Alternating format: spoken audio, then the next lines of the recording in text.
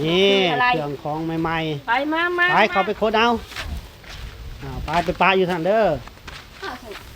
มีผ้าห่มมันปิ้วๆแก่ใจดับเลยไปคนไป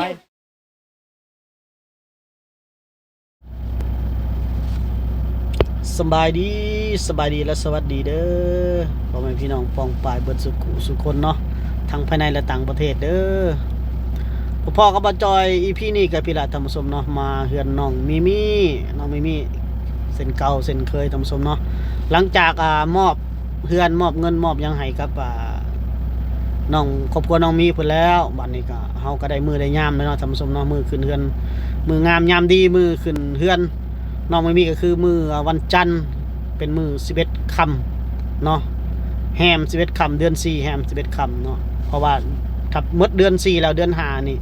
คนลาวเขาจะบ่นิยมขึ้นเฮือนเนาะขึ้นเฮือนใหม่ว่าซั่นซะก็เลยต้องขึ้นเดือน4นี้เดือน5แล้วบ่ได้ต้องเป็นเดือน6เนาะงานแต่งงานดองกันช่วงนี้ก็จะจัดช่วงเดือน4นี่แหละท่านผู้ชมเนาะเฮามามื้อนี้ก็ท่านผู้ชมเนาะก็ได้มือได้งามยามดีขึ้นเฮือนแล้วก็บนด้านหลังเฮามีแต่เครื่องของท่านผู้ชมนั่นซื้อเครื่องเข้าเฮือนน้องมิมิเพิ่นได้บาทนี้ได้ท่านผู้ชมเนาะมีเสื่อนอนหมอนผ้ามีมุ้งมีเตามีผ้าห่มมีถ้วยบ่วงว่าซั่นซะเนาะเครื่องเฮือนใหม่ๆซื้อเขามาให้เพิ่นท่านผู้ชมเนาะถือว่าทางข้าวสารพร้อมเนาะท่านผู้ชมแล้วก็จะมอบเงินให้กับพ่อน้องมิมิเพิ่นเอาไว้ซื้อซีนงัวเนาะทางผู้ใหญ่เพิ่นก็เพิ่นว่าซื้อซีนงัวนำแล้วก็ซื้อไก่นำเนาะมื้อเฮ็ดกินท่านผู้ชมเนาะส่วนฮีทเพิ่นจะเอาตัวแบะมาเนาะท่านผู้ชมหรือว่าตัวแพะมาจำฮีทเนาะมาจำฮีทจำคองขึ้นว่าซั่นซะท่านผู้ชมเนาะส่วนทำผู้ใหญ่ใจบุญเพิ่นจะซื้อเป็นพวกสัตว์ที่เขาขาแล้วเนาะก็เลยลมกับผู้ใหญ่เพิ่นแล้วก็สาวไทยแล้วก็ตกลงว่าสิเอาซอยเพิ่น5โลซีน5โลก็มาเฮ็ดลาบขนาดจะพออยู่แล้วเนาะซีน5โลไก่อีกประมาณ5โตเนาะไก่ลาดบ้านเฮาเนาะก็จะเอามอบเงินให้เพิ่นส่วนหนึงไปซื้อเองแล้วก็ส่วนหนึงมันบ่จอยซื้อเครื่องเขาเฮือนเพิ่นเนาะท่านผู้ชมเนาะก็หมดหลายประมาณหมื่นบาทพุ่นละซื้อเข้ามามื้อนี้เครื่องของทุกอย่างมันก็แพงเนาะโอเคเข้าไปหาครอบครัวเพิ่นเลยเนาะท่านผู้ชมสาวไทยยังเข้าห้องน้ำอยู่เจ็บท้องบิดเพิ่นว่าลงมาพร้อมหน้าพร้อมตากันเลยแม่มีสบายดีสิเพิ่นเด้อสบายดีทำสบายดีเด้อสบายดีเด้อสบายดี มีเด้อ สบายดีกัน สาว ส ไทย บายดีเด้อสบายดีเด้อการน้ำลูกนี่กันทำงามหรือบ่งามแล้วลูกเฮ้ยหยางตะมุ่มอยู่จักหยางใช่ไหมแม่มื้อนี้วันอาทิตย์ได้เนาะมื้ออื่นได้เนาะโดยลูกโดยมาฮอดคันใดแล้วเกียมเครื่องเกียมของเกมแล้ว เกียมแล้วแขกคนไปหาแล้วไปหาแล้วมู่มิมิได้หาแล้วบ่มู่มิมินะบ่ลูกหาแล้วไปซื้อยังแหน่มาไว้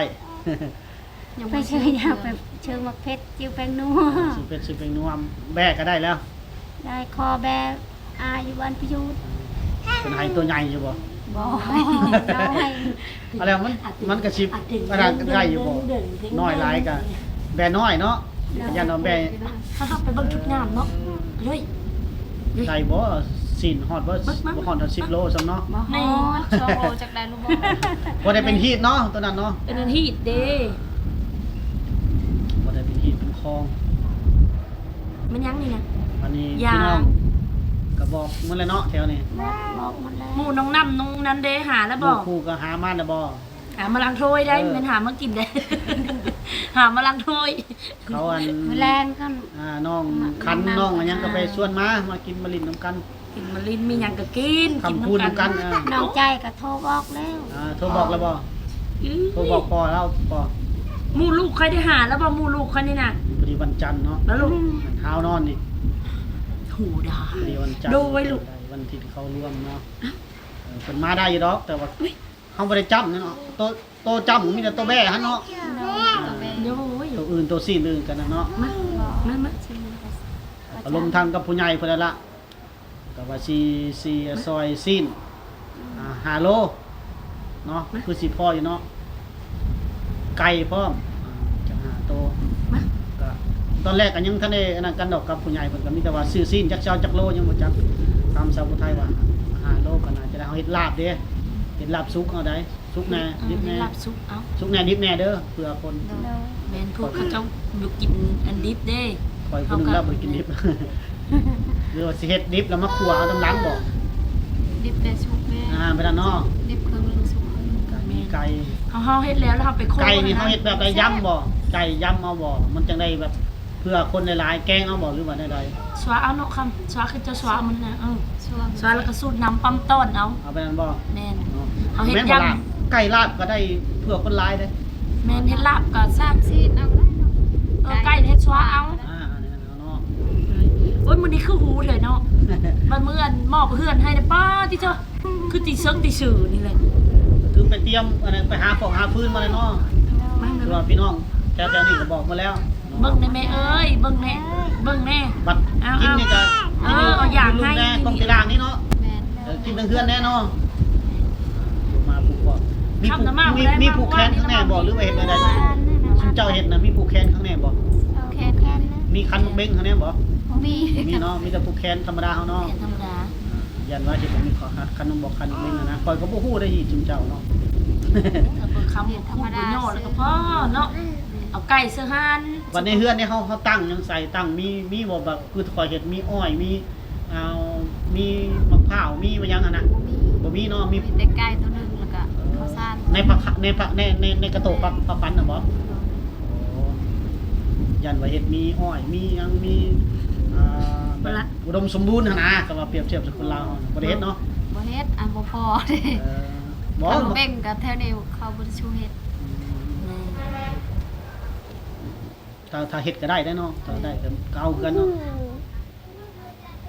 มันจะงามมันต้องมีคันนกเบ้งบ่หรือว่าในใดสัมปทาน ใส่คันมาเบ่ง คันเบ่งมัน กังะ ใส่คัน มันก็ทันอยู่บ่สั่งให้เขาเฮ็ดให้ กับคำท่านบ่เนาะ ท่านอยู่ เอาอันหนึ่งเอาอันหนึ่ง ตัวน้อยๆซังนี้สิ บ่ได้เอาใหญ่เดี๋ยวลอง ให้ ถาม ไข่ได้เฮ็ดเลย แม่นั่นแหละ ในหมู่กับจักเฟซมันได้ เมื่อไปก็บอกว่าทันบ่เนาะ แต่มันบ่ทันได้คันเอาตองยังเว้นดิ ธรรมดามันก็ต้องมีนะคันเบงเนาะมันจะงามแม่นบ่มันใส่ในกระโตกหั้นนะแล้วเขาก็เอาพายผูกคอต่อแขนมันยังอาศัยเห็น เบิ่งไปนี้จะแวะเบิ่งเช็ดป่นมันเชื่อเขายิบเด้เขายิบเว้นมื้อนี้ก็ ตัวใหญ่ๆก็พอได้อยู่ เพราะว่ามื้อนี้เขาก็เจ้าก็ยิบเว้นหั่นนะสิลงไปเลาะเบิ่งแล้วก็สิถามเบิ่งเธอคันมาเบ่งเขาเจ้าแบบหรือวันศิลป์ที่เขาก็อัดเสื้ออันนั้นเว้น ไปเขาก็ขึ้นเฮือนใหม่ก็ต้อง มีเครื่องของเขามาใหม่อะเนาะ มีแต่ของใหม่มีแต่ของใหม่ ขึ้นเฮือนใหม่ต้องมีของใหม่เครื่องใหม่มีก็ต้องมีชุดใหม่แล้วมี ชุดใหม่นะมื้อนี้น่ะมีเอาให้ดอกมื้อนี้มื้ออื่นพุ่นละจะสำไทยสิมาสมนุงให้ ยันเปื้อนก่อนบ่ แม่นได้ยินได้แม่ว่าไปหาหมู่เด้อ มาคนเอาเครื่องบัดนี้ขึ้นเฮือนใหม่ตรงนี้ใครได้อยู่บ่กระดอก ไปนี่ได้ นี่ อะไร เครื่องของใหม่ ไปมา ๆไปเขาไปโคดเอาไปปลาอยู่ทางเด้อมีผ้าห่ม มันปิ้วๆไก่ดอกเด้อ ไปคนไปไปซื้อไป ท่านน่ะ คอยได้ติดลมยกเป็นสุดแม่นี่ขับลม นี่ลาถือนี่ลูกลาถือนี่ร้อยนี่ลาถือนี่อ่ะลาจะซอยแต่ตัวนี้จะถือตัวเบานี่ลูก กล่องโฟมถ้วยโฟมจานโฟมเฮาสิให้เพิ่นตักแกง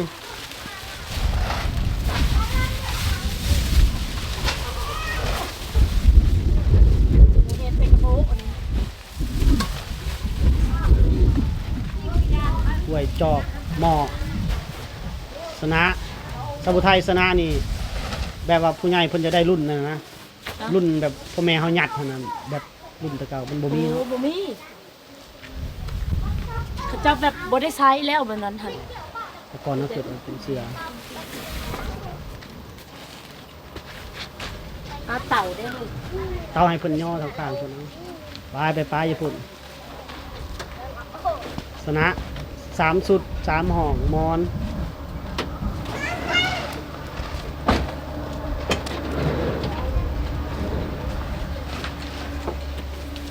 มีหยังแน่นี่พวกสไลด์มาเอาอีกน้องคำนำ ไอ้ผัดโยไปได้เนาะนักกะมีแต่ข้าวพักกันหา ไข่ เนาะ ไข่กับสไลด์เขาเจ้าหาม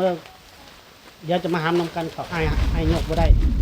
อาจจะเก็บหลัง เจ็บหลังเดี๋ยวสิลงไปกวดนี่ค่ะ ไปกวดได้มื้อนี้เนี่ย ลงไปกวดอยู่คลินิกปวดหลังมาได้ประมาณอาทิศหนึ่งแล้วล่ะปวดหลังบูฮูเป็นหยังค่อยๆหามมามืดว่าปะนี่ หมดแล้วเครื่องลูกมีแล้วจังเอาลงเอง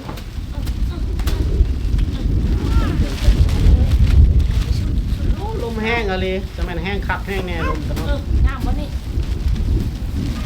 ช่วย ได้ครบหมดเครื่องเรือนเนาะส่วนหนึ่งเป็นจังได้แม่มิมิ สบายดี ดีใจอยู่บ่ ดีใจ เครื่องเรือนได้เพิ่นให้ซื้อให้เป็นของปันขึ้นเรือนใหม่เด้อดีอกดีใจอยู่บ่น้ำเด้อ ดีใจ เดี๋ยวสิแบ่งให้แต่ละห้องแล้วนี่เราขึ้นไปจัดไว้เลยเด้อเอาผ้าห่มใหม่ผ้าใหม่ไปปูไว้หมด เนาะ ปูไว้หมดเลย มีแต่ของใหม่ๆเลย มีแต่ของใหม่ของเก่าอย่าพาปูเอาตัวนี้ปูงามๆก่อนในห้องในเรือนใหม่เห็น เชื่อชุดงามนะชุดงามเนอะพอ ส่วนข้าวสารนี่ก็มามือขึ้นเรือนใหม่เอาละมากิน จะได้ต่ำก็แห้งเพิ่นว่าเพิ่นต่ำเข้าก่อนเพิ่นว่า นั่นแหละเพื่อตำเขา เอาเข้าตัวนี้ลดมามื้ออื่นหั่น คณะมอนมุ้งยังไปกลางไปยังไหวหมดเลยของใหม่ๆหมดเลยพวกส่วนกล่องโฟมนี่มันอาศัยมือเอาขึ้นเรือนใหม่หันมีกล่องโฟมใส่เข่าวมีอันถ้วยใส่แกง แล้วก็มีจานใส่ลาบมันเราจะบ่เอาถ้วยในเฮือนเลย เนาะ บัดเฮ็ดแล้วแล้วก็ไปล้างไปจูดเห็นบ่มีความสะอาดบ่ต้องล้างบ่ต้องเมื่อย งามบ่ จักหน่อยแล้วพอไปหากันไปล้างไปเสร็จอีกพอแห้งอีกเฮ็ดให้สบายขึ้นกว่าเก่าว่าซั่นซะเด้อ จะยิง นี่ก็ผู้ใหญ่ใจบุญทั้งสองทานคนนั่นแหละคิดแผนคิดหยังออกมาทั้งสองทานเพิ่นก็อยากให้ชุเจ้าสบาย อาศัยนี่ก็สิ พัดลม เซเว่น พัดลมนี่ก็ใส่สองห้องตัวหนึงก็ของมิมิก็ยังอยู่เนาะใส่เอาส่งมันฮ้อนก็เปิดคนละห้องยามนอนก็สิบ่ฮ้อนปานใดดอกเพราะว่าอยู่มันลมแห้ง ล่มขนาดเดิน สมุ ซี่ ไทยเด้นอกจากเท่าไรก็ซีนซีน5โลกับไก่ ไก่สีมองไปเป็นร้านนึง เนาะ แน่นอยู่ทางหลังได้โยเอาลูกอันนี้ก็การน้ำเซอร์นี่นะ เอาไม่มีครับเอา ทำไม เด้อ พี่เด้อไปซื้อซีนแล้วก็ซื้อไก่เอาเห็นหนุ่นเลย อย่าให้เราลิ้นอย่าให้เราลิ้น โนนี่นะเครื่องงามที่เครื่องงามลูกมีจะสวย มัน ดิ อีก1 ล้าน เจ้า กี หญิงนี่ ครับไว้ซื้อซีนซื้อไก่ เห็นเงินแล้วจะนะ เอาได้เงินได้คำได้เครื่องได้ของแล้วเฮากะบ่มีหยังหลายบ่มีหยังตอบแทนเพิ่นเนาะมีแต่อวยพรให้เพิ่นเนาะอวยพรให้ผู้ใหญ่ใจบุญทั้งสองทานเนาะสิให้น้องคำก่อนเอาน้องคำน้องมูนกเด้ออวยพรให้ผู้ใหญ่กันเด้อ ขอบใจพรหลายๆเด้อเครื่องคองครบมาแล้วมื้ออื่นว่าสิคืนเรือนใหม่ก็ขอบใจหลายๆให้พออยู่ดีมีแห้งเจ็บอย่าได้คุ้มใครอย่าสมีเฮ็ดเวียกงานก็แล้วแต่ให้เจริญเรื่องอายุมันยืนให้สุขกายสบายใจจะมีต่อไปสาธุทั้งเอ็นจอยกับเพื่อนผู้ไทยกันบ่มีอ้ายในมื้อนั้นก็บ่มีเนี่ยในมื้อนี้ก็ให้เพิ่นสุขภาพแข็งแรงให้อายุมันยืนจะมีต่อไป เอาน้องน้ ขอบใจหลายๆเด้อ ำสำนั่นแหละ โอ้ย สมาสั่น เอาในมิมิเอา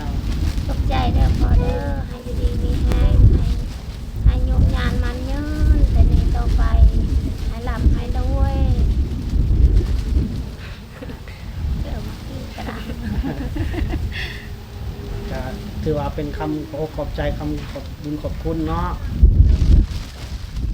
เรือนซ่านกับเป็นได้เป็นของตัวเองอย่างแล้วก็เราดูแลเบิ่งแยงเนาะเบิ่งแยงน้องมิมิเพิ่นแล้วบาดเพราะว่าเรือนนี่เป็นของฟันของน้องมิมิเพิ่นให้เราเติมใหญ่ส่งเราเฮียนให้มีความรู้เนาะความรู้ก็สำคัญเนาะ แต่เฮาคือนี่ก็ดูแลเรือนซ่านต่อก็อยู่นํกันเบิดสุขสุขคนคือเก่าแต่ว่าชื่อนี่เป็นชื่อของน้องมิมิคือว่าของละภายภาคหน้าไปก็สิเป็นของเราหั่นแหละเพราะว่าใส่ชื่อเราเด้ใส่ชื่อแม่กับน้องมิมินี้เนาะเฮาแล้วเปียกแล้วงานเฮาเอาเครื่องขึ้นไปไว้ทั้งเรือนได้มื้อนี้ลมแห้งแล้วดิไป เอาไปลมนะ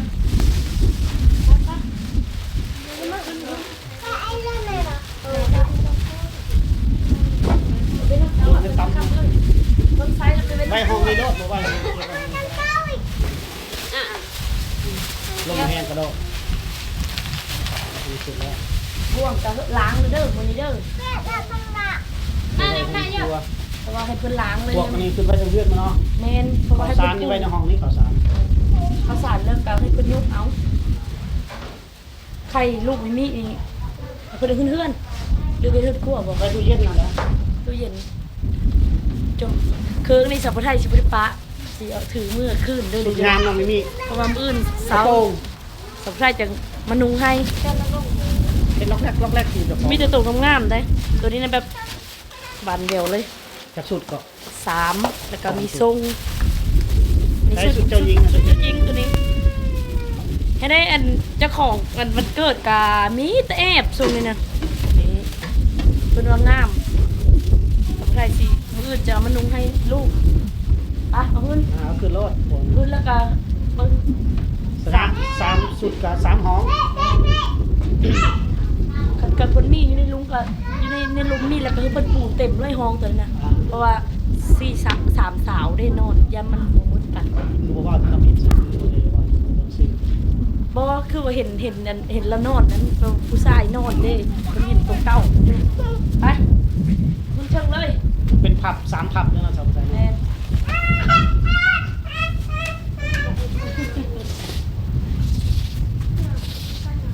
บางคนอุ้มแล้วเราก็บ่ได้แอบมันอยู่ในแม่แล้วนะ เราแอบแม่ครับ เอาไปเอาขึ้นเลย มาเอาตัวนี้เรียนเป็นบนเรือนตั้ง เตาไว้ขึ้นครัวเตาไป